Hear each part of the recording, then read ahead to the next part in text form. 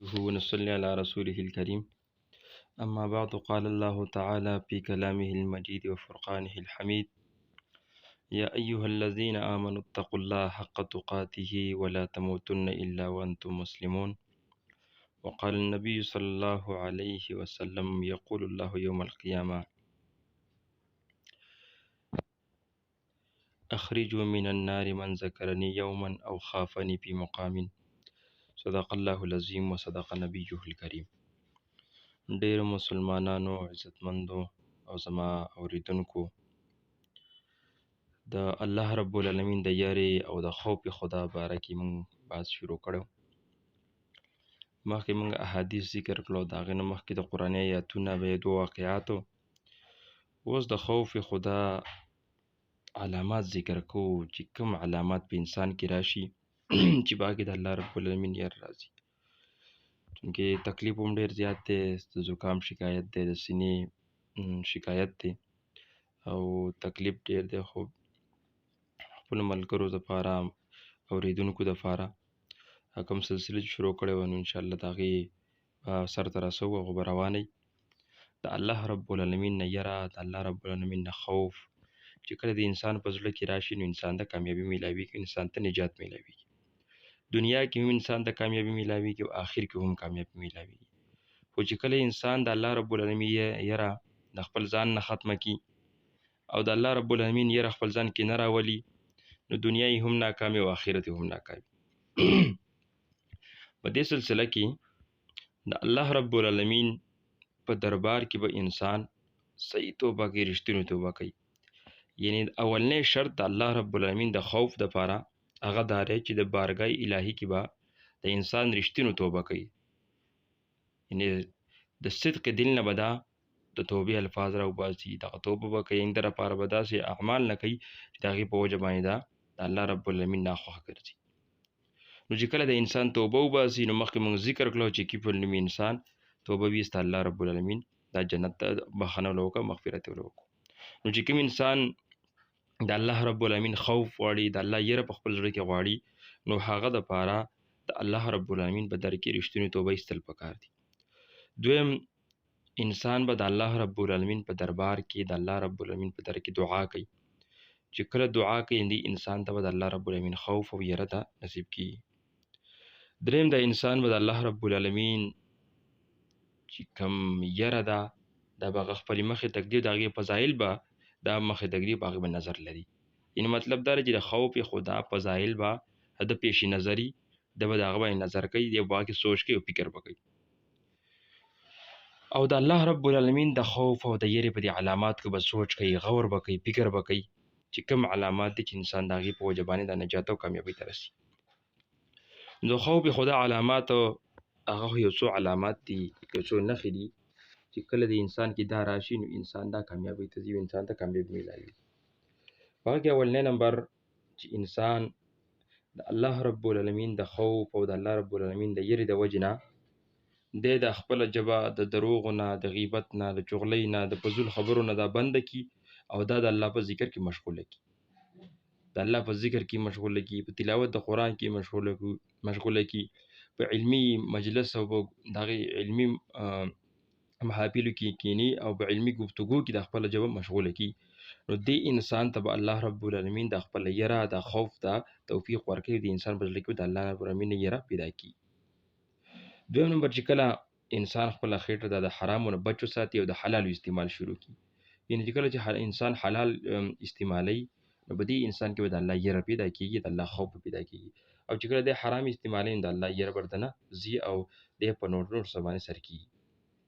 بل د ده سترګې به چې کوم دی دا په حلالو کې استعمالېږي، د حرامو نه باندې. یعنې کوم څیزونه چې الله حرام کړي، د الله حرام کرده څیزونه به د هغه نظر ته دی به د هغه ته نه ګوري او هغه کار به اختیاري چې کوم الله حلال کړي. بل دا د لاس به د حرامو نه بچ کوي او د حلال او د الله تعالی په اطاعت او د نبي علیه صلات وسلام په تابعداري کې به د دې لاس هغه احتمالي. یعنې کوم ځای کې چې الله رب العالمین نافرماني، په هغه کې به د خپل لاس بندی، او په کوم ځای کې چې الله رب العالمین اطاعت دی، د الله رب العالمین تابعداري ده، په هغه کې به د خپل لاس دا مصروف کوي، په هغه کې به د خپل لاس لګوي. قدمونه به دا د الله رب العالمین په نافرمانۍ دپاره نه اوچتوي، بلکې دا چې کلم یو قدم اوچتوي نو د قدم به په دې اراده اوچتوي چې په دې کې ما د الله رب العالمین رضا میلاو شي، د الله خوف، د الله یره دا ماته نصیب شي. ورنه که دنیا څیزونو دپاره دا استعمالوي نو انسان به خرابېږي او تباه کېږي او غرق کېږي به. دغه شان انسان به په زړه نه حسد، بغض، ریاکاري، کینه دا به لرې کوي او انسان به په زړه کې مسلمانانو ته، مؤمنانو ته، نورو خلکو ته دا خیرخواهي دا لټوي. یعنې د هر مسلمان به دا خیرخواهي او په دې په زړه کې به د بل مسلمان دپاره کینه، حسد، ریاکاري، بغض دا بالکل نه. او چې کله انسان نه کینه او بغض او حسد ریاکاري لرې شوه نو دې انسان ته به الله رب العالمین بیا د نعمتونو د رحمتونو په نظر باندې ګوري، دل انسان له به ډېر بیا څه ورکړي. الله رب العالمین به انسان ته کامیابي ورکوي. بل د انسان به د خپل زړه د ریا نه او د نفاق د مرض نه پاکوي. ځکه دا ریا او نفاق دا داسې بیکاره مرضونه دي چې دا د انسان ټول نیک عملونه سیزي او داسې سیزي لکه څنګه چې وچ خرساک ته اور ولګي دغه شان د دې دا ریاکاري او دا نفاق او دا منافقت او دا دورنګي د انسان اعمال داسې ختموي او سیزي. بل دا انسان به د جهنم په عذابونو باندې غور کوي، فکر به کوي جهنم را روان دی، دا هغې عذابونه دي، قسمه قسم عذابونه دي، په هغې به سوچ او فکر کوي. چې کله د جهنم په عذابونو سوچ او فکر کوي د انسان ته به الله خپل خوف او یره دا نصیب کوي. بل انسان به د الله رب العالمین د خوف او د یری باره کې چې کوم د علماو، کوم د دینی معتبر انسانانو، ائمه، صحابه کرامو، پیغمبرانو، یعنی کوم د دین عظیم هستی چې تیر شوي د هغې هغه لیکل دا به مطالعه کوي، د هغې خبرې دا به اوري چې د الله رب العالمین د خوف باره کې هغې څه لیکلي دي، څه احوال هغې بیان کړي او کوم احوال چې هغې بیان کړي دی به هغه ګوري او د هغه سره به د ایمان دا نور هم زیاتېږي او د الله رب العالمین خوف به د انسان ته نصیب کېږي. انسان به د خپل ځان سره خود احتسابي کوي او دا به خپل عادت دا جوړوي چې د انسان په دې کې به د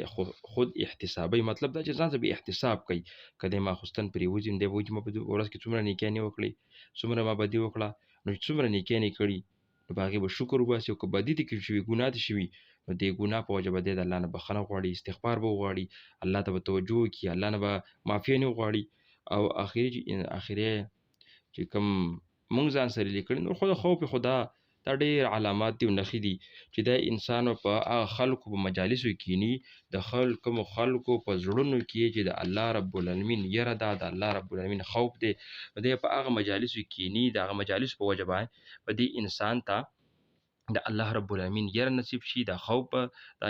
الله رب العالمین د انسان ته نصیب شي. خو چې کله د بدو خلکو مجلسونو کینی، د هغه خلکو مجالسو کې شرکت کوي چې هغه کې د الله رب العالمین یره نه وي، په هغه کې لهو لعب نه وي، په هغه کې لهو لعبي او په هغه کې د الله رب العالمین د نافرمانۍ اسباب مهیا شوي، نو په دې انسان کې چرته هم د الله رب العالمین خوف، د الله یره، د الله دا نعمتونه هغه ته نه ور نصیب کېږي. او بیا موږ د 15مې صدۍ مسلمانان یو، په موږ کې خو د سر نه د خپو پورې ټول ګناهګار یو. نو کوشش دا کول پکار دی چې موږ د هغه خلکو مجالسو کینو چې هغه نیک انسانانی، هغه د الله رب العالمین خوښ انسانانی، هغه د الله رب العالمین محبوب انسانانی او د هغې په وجه باندې د انسان کې د الله رب العالمین خوف پیدا کېږي، د الله یره پیدا کېږي او په دې انسان په زړه باندې داسې کیفیت او حالات راځي کوم چې د پیغمبر په مجالسو کې به د صحابه وراتله چې هغې به هر وخت د پیغمبر په مجلس کې به ناست وو، د هغې څه به د الله فکر و، د قیامت فکر به او د جهنم او د جنت په دې سوچ کې په دې فکر کې به او د خپل عملونو اصلاح کوشش به یې کوو چې داسې عمل وکړي چې د عمل په وجه باندې جنت ته لاړ شي او جهنم نه بچ شي. الله رب العالمین د علامت مونږ کې راولي، والله توفیق راکړي چې د خپل ژبه، د خپل سترګې، د خپل لاسونه، د خپل قدمونه، د خپل زړه، د خپل سوچونه، د خپل فکرونه دا ټول د الله رب العالمین په تابعدارۍ کې ولګو، د الله رب العالمین خوف او یره حقیقي مونږ ته نصیب شي او هغه اسباب مونږ ځان ته الله رب العالمین مونږ ته نصیب کړي چې د هغې په وجه باندې مونږ کامیابیږو او هغه اسبابونه مونږ بچ شي چې کوم په هغې باندې مونږ ناکام کیږو. آخر में उन भाइयों के लिए जो उर्दू में कुछ बातें कहना चाहता हूँ कि जिन साथी ने मेरा चैनल सब्सक्राइब किया है और वो 2-3 साथी ऐसे हैं जो हर वीडियो पर कमेंट्स करते हैं, लाइक भी करते हैं और वो वॉच भी करते हैं, तो मैं सारे भाइयों को दरख्वास्त कर रहा हूँ कि आप तमाम मेरे भाई हैं, मेरे बहनें हैं, आप ऐसा करिए कि میرے چینل کو سبسکرائب بھی کرے، اس کو لائک اور اس پر کمنٹس بھی کرے، اور جب بھی ویڈیو اپلوڈ کروں گا تو کائنڈلی میں درخواست کرتا ہوں آپ کو کہ آپ اس کو فل واچ کریں، تاکہ مجھے بھی کوئی فائدہ ہو جائے اور آپ کو بھی اللہ رب العالمین کوئی فائدہ دیں گے۔ میں انشاءاللہ اس دعا سے آپ سے اجازت چاہتا ہوں کہ اللہ رب العالمین آپ کی تمام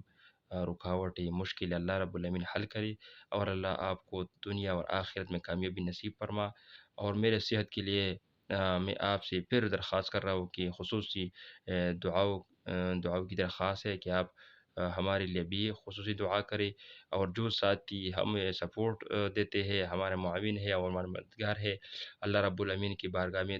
دعا کرتا ہوں، درخواست کرتا ہوں کہ اللہ رب العالمین ان کی معاون اور محافظ بن جائے، اللہ ان کو کامیابی دی، اللہ ان کے ساتھ بھی اسی طرح مددگار ہو جائے جس طرح وہ ہمارے ساتھ مدد کرتے ہیں۔ انشاءاللہ نیکسٹ ویڈیو کے لیے آپ سے اجازت لینا چاہتا ہوں۔ السلام علیکم ورحمۃ اللہ۔